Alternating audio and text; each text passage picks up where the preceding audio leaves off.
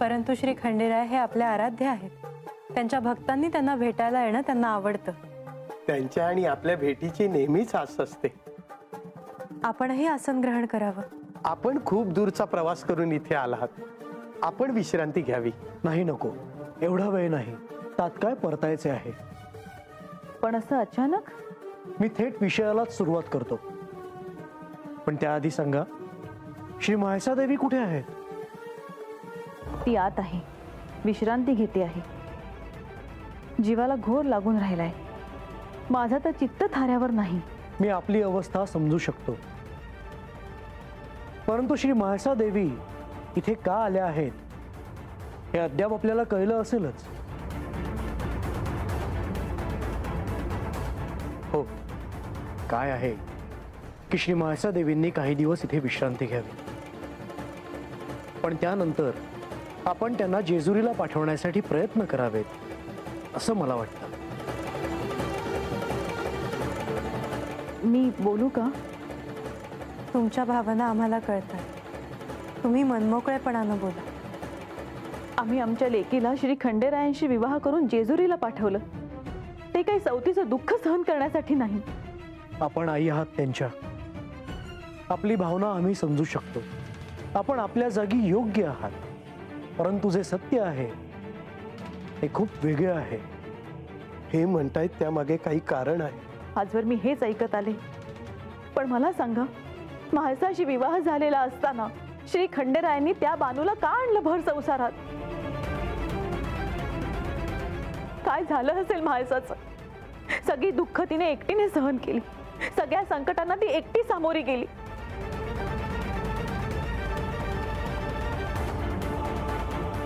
तुम्ही अशा दुःखी होऊ नका। तुमच्या दृष्टीला जे दिसतं आहे त्यापेक्षाही अजून असं बरंच काही आहे ज्यामुळे हे सगळं घडतं आहे। मला कोणी का नाही काही सांगत? यांना काहीतरी माहिती आहे, पण माझ्यापासून का सारा लपवलं जात आहे? मला माझ्या लेकीच्या सुखापेक्षा काही नको। कोण कुणाची आई आणि कोण कुणाची लेक? अहो, असं काय म्हणता आहात? आता हे जे सांगतील ते लक्षपूर्वक ऐका आणि वचन द्या की आता जे ऐकाल ते कोणालाही सांगणार नाही। नाही सांगणार, पण मला कळू दे सत्य काय आहे ते। जीवाचे कान करून ऐका। तुमच्या पोटी जिने जन्म घेतला आहे ती तुमच्यासाठी म्हाळसा आहे, परंतु त्या प्रत्यक्षात श्री महादेवांच्या अर्धांगिनी श्री पार्वती देवी आहे।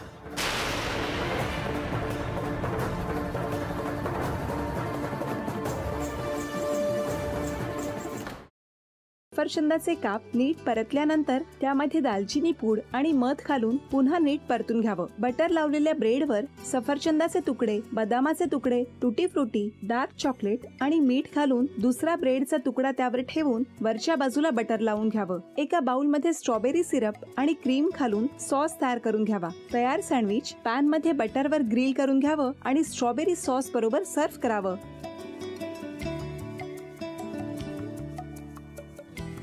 हे जेव्हा बोलत होते तेव्हा मी बघत होतो की या दोघांनी स्वतःचा संसार उभा केलाच, पण स्वतःच्या संसाराबरोबर अनेकांच्या आयुष्यात आनंद निर्माण केला। तो आनंद महत्त्वाचा। हसत राहा, आनंदी राहा असं म्हणत शुभेच्छा देऊया। आणि ही झी मराठीकडून भेटवस्तू डेव्हिड तुमच्यासाठी। अभिनंदन। आणि वहिनींना तथास्तु पुणे यांच्याकडून ही पैठणी। अभिनंदन।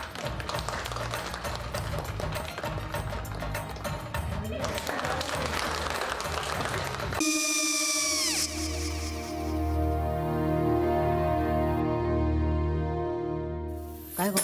हा, काय झालं? काय झालं? काय आले, मी निकाल लावून आली। हो, पण तिची आईच काय बोलली?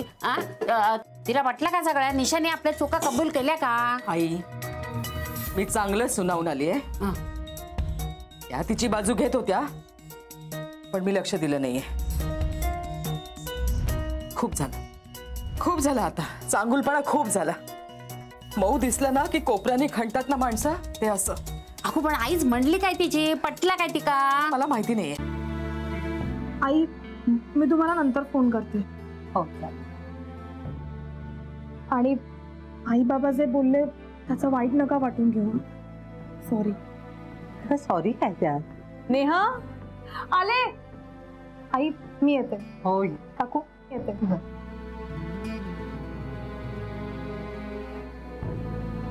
सावकाश जाग.